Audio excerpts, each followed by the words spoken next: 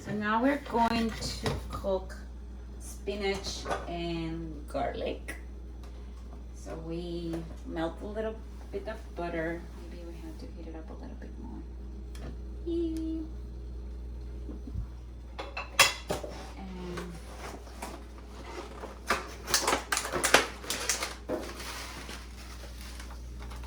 do you want to talk about the properties of the spinach? I am now talking about the properties of spinach. What you should never forget when you're thinking of spinach is the power of Popeye the Sailor Man. Popeye the Sailor Man, he lives in a dun dun dun. I can't remember where he lives, but he lives in a ship somewhere on the ocean. And so the point is that it gives you lots of power and strength. Actually, that's not really the point. It doesn't really do that. But spinach is a good source of vitamin A, and it's relatively inexpensive. And you know, to be honest with you, when it comes, spinach is not a very healthy food, so you wouldn't want to eat a lot of spinach. Just try to eat spinach on, you know, rare occasion. You wouldn't want to juice spinach. You wouldn't want to eat too much spinach. It can be an irritant to the gastrointestinal tract. It actually has solanine in it, which is a poison. But as foods go and green foods go, it's not so bad if you have a little here and there. You just don't want to overdo it. Some people will be sensitive to spinach because it has certain chemicals in it that can cause problems with certain people's health. Again, solanine is the main one, but that doesn't seem to come up for our patient population in our treatment center too often, but it can be an issue for some people. If you tend towards gas and, you know, that kind of thing, if you tend to have a lot of diarrhea type symptoms, you would want to avoid spinach because spinach could intensify those types of symptoms. By the way, this is Dr. Ilya Skolnikov talking. Hello. All right, and there's some butter.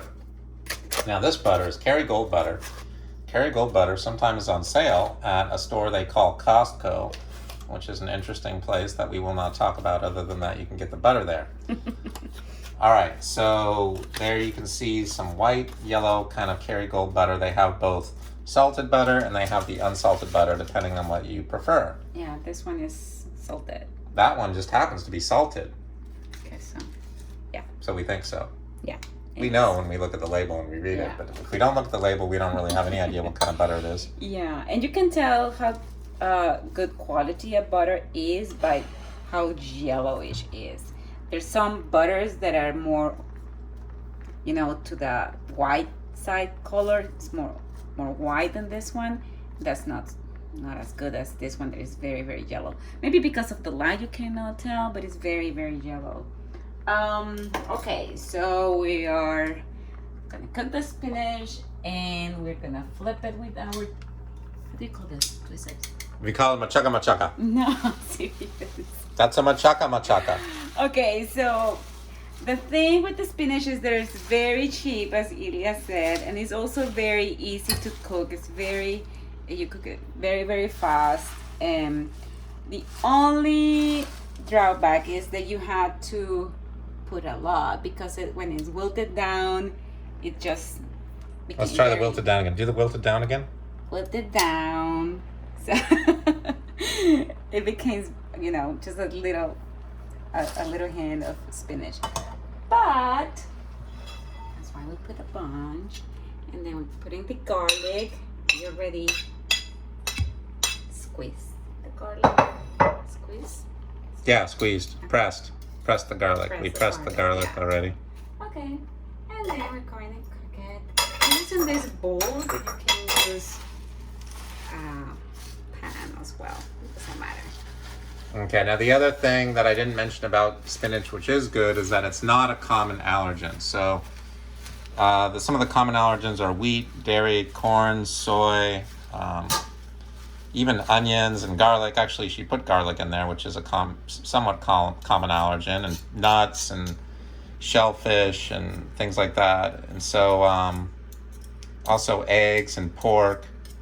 But spinach is not commonly an allergen, so you won't. Strawberries and pineapple also are very common, and peanuts. Well, peanuts. I mentioned nuts. Yeah. Yeah. You're right. So. Anyway, so you're not gonna necessarily have terrible luck with spinach. You just wouldn't want to have it every day, and you wouldn't want to have a lot of it. Just have it in moderation. Just enjoy your spinach. Okay, don't be like Popeye the Sailor Man though, because that's not really a legitimate thing. That's just the marketing from the movie industry, trying to get people excited about something that isn't really a good source of protein. To be honest with you, it's just a inexpensive vegetable, or I should say, it's like a vegetable that doesn't really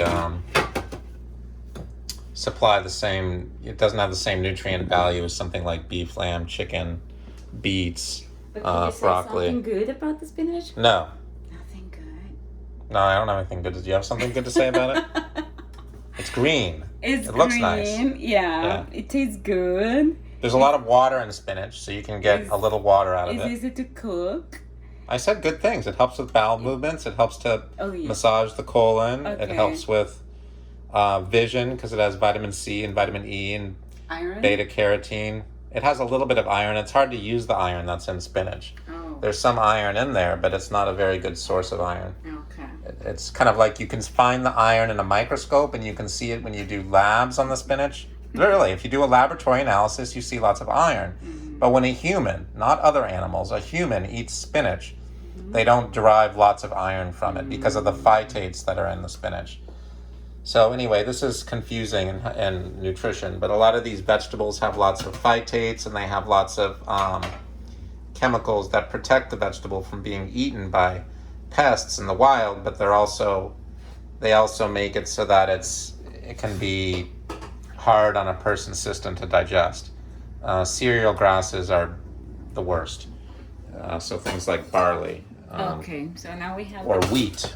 Wheat and barley are the worst, and corn and that kind of thing. Soy. Soy is worse than those others that I just mentioned, yeah. Okay. Or as bad, I should say. Okay. So we have the beets ready. We're gonna cool it down. We're gonna put probably some... That's my left hand. some... See the size of the beets there. Some cold water to cool it down. You can do this in advance. So Well, also because the beets are feeling very hot and we don't want them to get over hot and we want to cool them down so they're in a better mood before we eat them. Correct. They feel refreshed right before we consume them. Yes, because we're gonna put it in a salad with lettuce. That's why. But you can do it in advance and put it, in the refrigerator. Just leave it outside. We just want to show our love for the beets. Okay.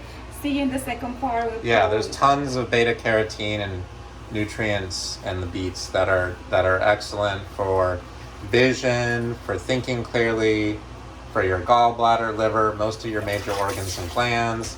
So they really help your body release poisons and toxins. It's definitely one of the most nutrient dense vegetables that there are, like I was saying earlier. It's like a superfood, right? Okay, now we are going to stop this video. I know it's upsetting. It's been 8 minutes and 29 seconds. And one of these days we're going to cook a steak and you're going to love. I mean, just love. You're going to love this steak. When we cook this steak, you're just going to love it. You're just going to love it.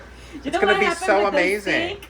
What happened with the steak is that it has to be completely thawed. It cannot be frozen a little bit. It has to be completely thawed in order to cook it well. So that's what we are waiting. I know it's not a common Christmas food, but last year we cooked a turkey. Probably we had that video somewhere. But the thing is, it's a big turkey, and we are only here the 2 chickens of both of us, just 2 chickens. So it was a lot of food. We'll see you at the next video. Thank you.